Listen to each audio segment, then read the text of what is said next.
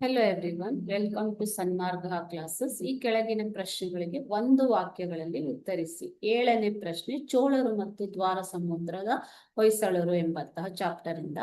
ಗಂಗೈಕೊಂಡ ಚೋಳಪುರಂ ನಗರವನ್ನ ಕಟ್ಟಿಸಿದ ದೊರೆ ಯಾರು ಅಂತ ಕೇಳ್ತಾ ಇದ್ದಾರೆ. ಗಂಗೈಕೊಂಡ ಚೋಳಪುರಂ ನಗರವನ್ನ ಕಟ್ಟಿಸಿದಂತಹ ದೊರೆ ಯಾರು?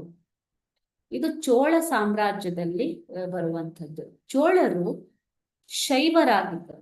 ಓಕೆ, ಇವರು ಅನೇಕ ಶಿವಾಲಯಗಳನ್ನ ಕಟ್ಟಿಸ್ತಾರೆ. ತಂಜಾವೂರಿನ ಬೃಹದೀಶ್ವರ ದೇವಾಲಯ, ಇದು 500 ಅಡಿ ಉದ್ದ, 250 ಅಡಿ ಅಗಲ ಹಾಗೂ ವಿಶಾಲವಾಗಿರುವಂಥದ್ದು. ಅದರ ಶಿಖರ ಕೂಡ 200 ಅಡಿ ಎತ್ತರದಲ್ಲಿ ಇದೆ.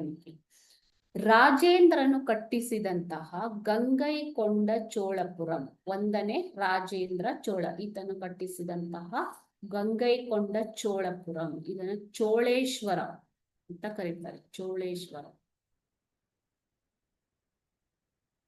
ಓಕೆ, ಚನ್ನಪಟ್ಟಣದ ಹತ್ತಿರದಲ್ಲಿ.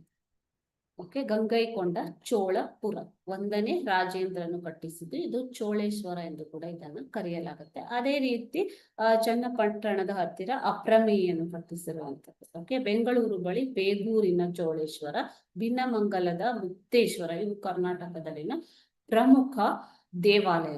ಓಕೆ,